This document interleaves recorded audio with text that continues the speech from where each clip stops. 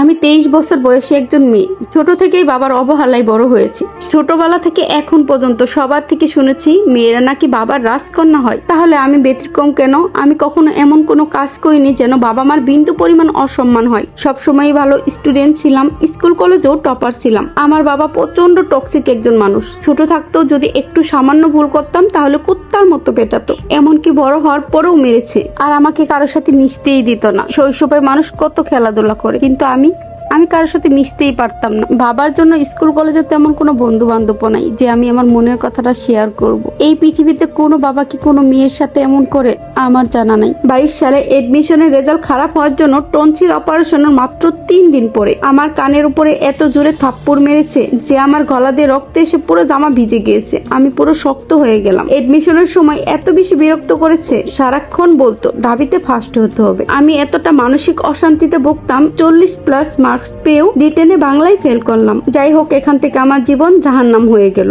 এত সমস্যা আমাকে নিয়ে, তো বিয়ে দিয়ে দিই, তাও দিবে না। বিয়ের কথা উঠেছে 40+ এক লোকের সাথে বিয়ের কথা বলেছে, কারণ তার মনের খুব প্রকাশ করার জন্য এমন সিদ্ধান্ত নিল। আমার আম্মু আমাকে রক্ষা করলো। এখন ইংরেজিতে অনার্স করতেছি, টিউশনি প্লাস আম্মুর সাপোর্ট নিয়ে। আমার এক্সাম চলছে, তো হুট করে জ্বর এসেছে, কারণ এক্সাম দিতে যাওয়ার সময় বৃষ্টিতে ভিজে গেছিলাম 4 দিন। আম্মু এটা আব্বুকে বলেছেন। আমার এত খারাপ অবস্থা, ডেঙ্গুর সব সিমটম আছে, তার মধ্যে শ্বাসকষ্ট হচ্ছিল।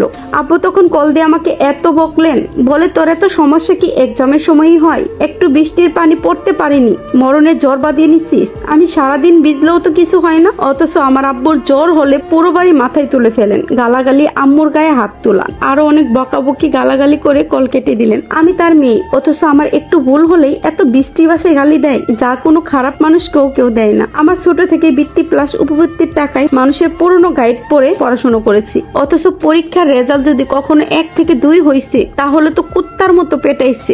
আমার হাতে বিষ তুলে দিয়ে বলতেন এটা খেয়ে মরে যা। আর এখন তো বলে প্রশাসন ক্যাডার হওয়া লাগবে, প্রতি মাসে 5 লাখ টাকা দেওয়া লাগবে। আমাকে এটাও বলেন প্রথম 5 বছর ঘুষ খাবি, পরে যা ইচ্ছা করিস। আমি তখন তাকে জিজ্ঞেস করলাম, যদি আমি এই 5 বছরের মধ্যে মরে যাই তখন আমার অবস্থা কি হবে? এটা কি কোনো বাবার কথা হতে পারে? কথায় কথায় আম্মুকে ডিভোর্সের হুমকি দেয়। টিউশনির টাকা জমিয়ে এত শখ করে আম্মু আব্বুর জন্য পাঞ্জাবি আর 3 পিস নিয়ে গেছিলাম। আমার আব্বু পাঞ্জাবিটা তো পরলই না, বরঞ্চ বটি দিয়ে কেটে পুড়িয়ে দিয়েছিলেন।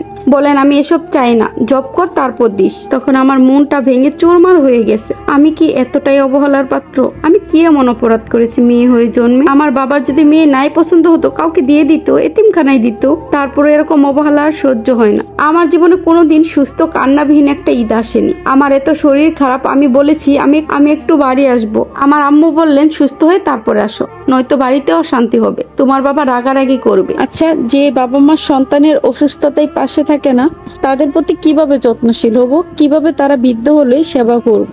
বলেন আপনারা। এমন বাবা আমার শত্রুর কপালেও না দিক। আমি মেয়ে হয়ে জন্মে কি খুব বড় ভুল করেছি? তাদের যদি মেয়ে এতই অপছন্দ ছিল তাহলে আমাকে কোনো এতিমখানায় দিয়ে দিত বা রাস্তায় ফেলে আসতো। আমার সাথে আমার বাবা এত খারাপ ব্যবহার করে, আর মনে হয় যে আমি তার নিজের সন্তান না, আমি কুড়িয়ে পাওয়া কোনো সন্তান। মাঝে মাঝে তো ইচ্ছে করে সুইসাইড করে মরে যাই, কিন্তু ভয় লাগে। সুইসাইড করলে তো আবারও এক জাহান্নাম থেকে আরেক জাহান্নামে যেতে হবে। দুনিয়াতেও জাহান্নাম ভোগ করতেছি, পরকালও ভোগ করতে হবে। তাই পরকালের জাহান্নাম আমি চাই না। উপরওয়ালা আমাকে রক্ষা করো। কোনোদিন কোনো খারাপ কাজ করিনি, কাউকে আঘাত করিনি, তাহলে আমি কেন এত যন্ত্রণা পাই? আর এতক্ষণ ধরে যে স্টোরিটি শুনতেছিলেন, এই স্টোরির সাথে আমার বাস্তব জীবনের কোনো মিল নেই। এটা একটা আপুর জীবন থেকে নেওয়া।